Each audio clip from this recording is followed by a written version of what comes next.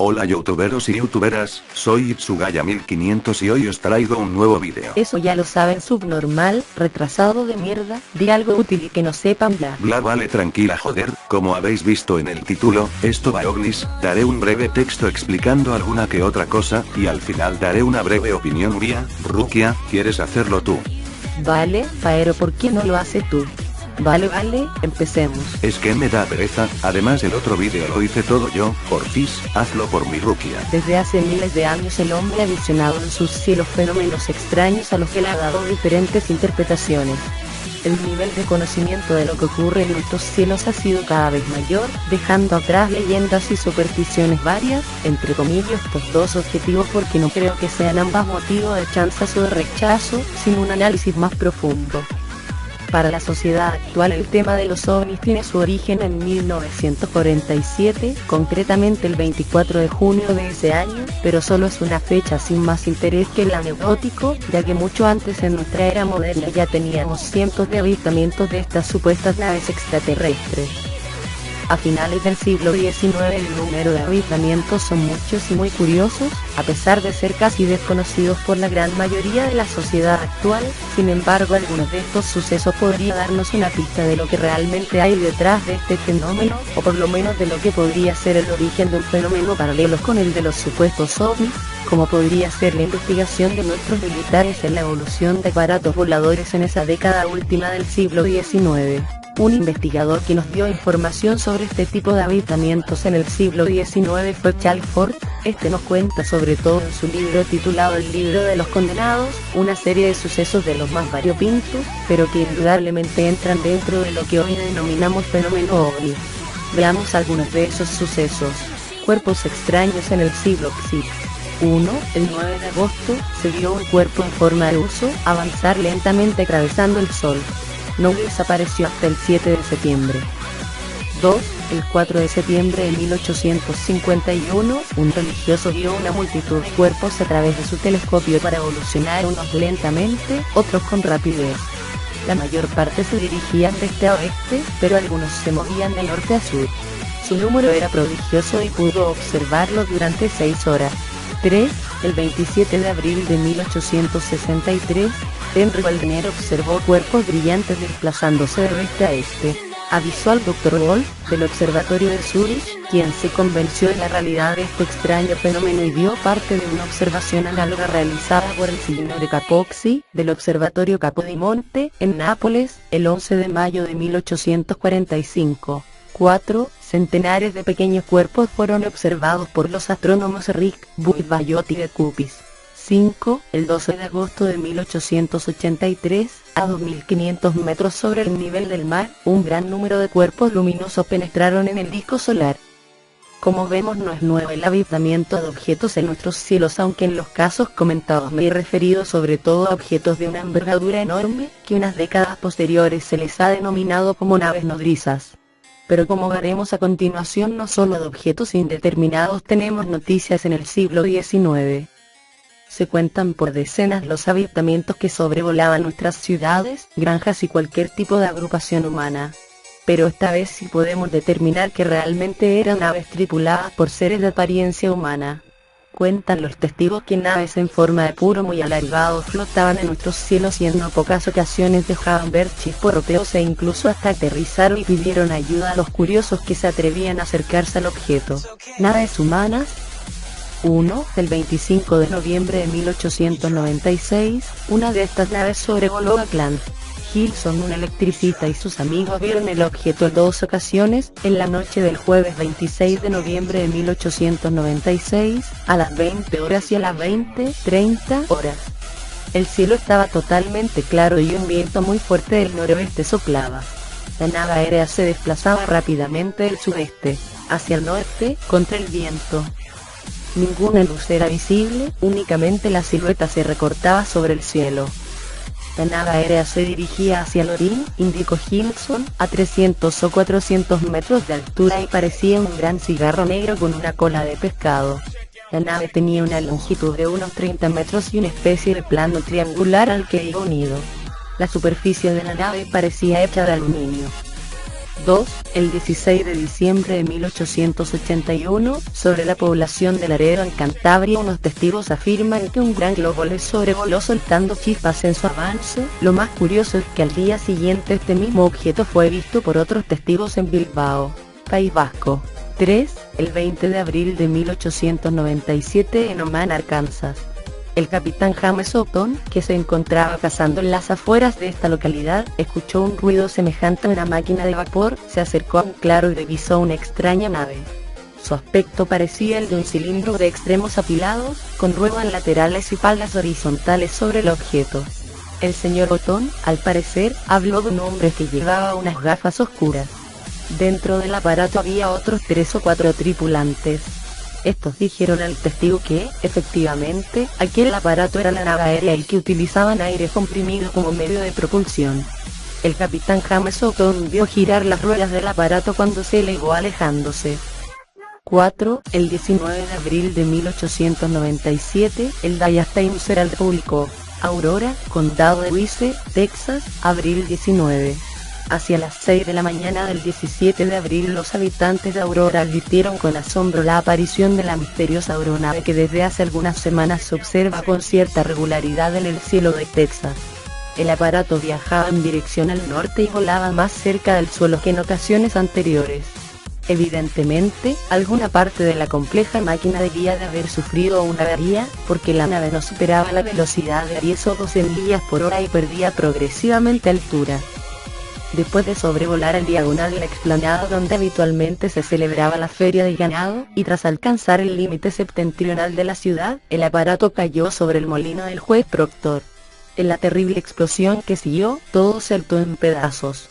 Los restos del vehículo aéreo quedaron esparcidos en un radio de 2 o 3 hectáreas, el molino del juez Proctor resultó completamente destruido y el depósito del agua saltó por los aires. Del jardín que había a su alrededor, no quedó nada. Parece ser que a bordo de la aeronave había un solo tripulante. Aunque sus restos quedaron horriblemente desfigurados, por lo que se pudo ver resultaba claro que no se trataba de un habitante de este mundo. El señor T. J. Williams, telegrafista del gobierno de los Estados Unidos destacado en esta localidad, ha declarado que en su opinión se trata de un habitante de Marte. Algunos documentos hallados en el lugar del accidente, probablemente los restos del diario de a bordo, están llenos de jeroglíficos indescifrables. La enorme aeronave, como se ha dicho, ha quedado totalmente destruida y no ha sido posible formular ninguna teoría sobre su fabricación ni sobre el secreto de su fuerza propulsora. Parece ser que estaba hecha de una composición de aluminio y plata, y se piensa que debía pesar varias toneladas. Hoy el pueblo está lleno de curiosos que han acudido de todas partes para ver el lugar del desastre. Los restos del piloto serán sepultados a mediodía en el cementerio de Aurora. Idol. Este tipo de avistamiento, como no podía ser de otra manera en la tradición de Estados Unidos, recibió su propio nombre, por lo que se le denominó avistamiento Surfship, vamos para que quede bonito, y naturalmente ahí se metió todo lo que la gente decía ver como hecho extraño. ¿Serían estos sucesos humanos o de posibles extraterrestres? Entonces, ¿qué son naves del espacio exterior o naves humanas? Yo creo que en su mayoría se trataba de naves hechas por el ser humano, ya que hablamos precisamente de una época en la que las iniciativas personales estaban a la orden del día en esta materia. Además he dejado para el final lo que para mí aclara totalmente que era lo que la gente veía en sus cielos en aquella época en un 90% aproximadamente, y si no veamos estos casos. Los Surfship. 1. El 12 de abril de 1897, girar cerca de Green Ridge, Illinois. Un numeroso grupo de mineros vieron aterrizar un objeto desconocido 3 kilómetros al norte de Green Ridge y 4 kilómetros al sur de Girard. El maquinista nocturno del ferrocarril de Chicago y Alton, Paul M. C. Crane, declaró que se acercó tanto al aparato, que vio salir de él a un hombre para reparar la maquinaria. Se encontraron y hacen toda una amplia zona. El objeto era alargado como un barco y tenía techo y un doble dosel. Partió hacia el norte. 2. El 22 de abril de 1897, tras el aterrizaje de uno de estos artefactos en Oakland, un ocupante de nombre Smith le dijo al sorprendido testigo: necesito algo de aceite lubricante y un par de cortafríos, si me los puede conseguir, de algo de sulfato de cobre. Supongo que en el molino cercano tendrá los dos primeros artículos y el operador de telégrafo tendrá el sulfato de cobre. Aquí tiene un billete de $10. Ahora cójala y cómprenos estos artículos y guárdese el cambio por las molestias. John M. Barclay, que así se llamaba nuestro competente protagonista, le preguntó a Mr. Smith de dónde procederían y obtuvo esta esquivada frase como respuesta: de todas partes, pero estaremos en Grecia pasado mañana. 3. El 6 de mayo de 1897, dos agentes de la ley, llamados Sumter y M.C. Lenore, iban a caballo al noroeste de Hot Springs, Arkansas, cuando vieron una luz brillante en el cielo. Cosa de 7 kilómetros más adelante volvieron a ver la luz, que esta vez descendía hacia tierra. 1 kilómetro más adelante, los caballos se negaron a avanzar. Vieron a dos hombres provistos de lámparas. Los testigos empuñaron sus rifles, llamaron a los desconocidos y estos le dijeron que viajaban por el país en un aparato volador. En el claro se distinguía la silueta de la máquina, de unos 20 metros de largo. Junto a ella estaba una mujer con un paraguas. Llovía, y el más joven de los dos hombres se dedicaba a llenar de agua a menor nombre. El mayor llevaba barba e invitó a los agentes a darse una vuelta en su nave, hasta un lugar donde no llueve. Los testigos volvieron a pasar por el mismo sitio 40 minutos después y no vieron nada. Como vemos, los tripulantes de las naves son los típicos componentes de una familia normal y corriente, y es que creo sinceramente que simplemente se trataba de proyectos aéreos realizados por personas de carácter inquieto y emprendedor, que como es natural, se fueron difuminando con la llegada de los dirigibles ya reconocidos como los Zeppelin y demás prototipos de dominio popular. Entonces todos son de origen terrestre y para nada tienen que ver con los supuestos seres de otros mundos que tanto nos han dicho en el siglo XX.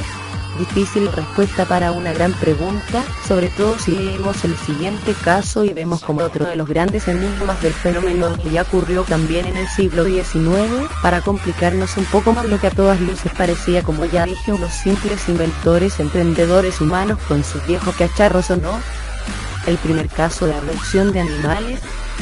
El 20 de abril de 1897, el granjero Alexander Hamilton vio un gran objeto deslizándose en la oscuridad y descendiendo hasta su campo, situado 183 m de su casa.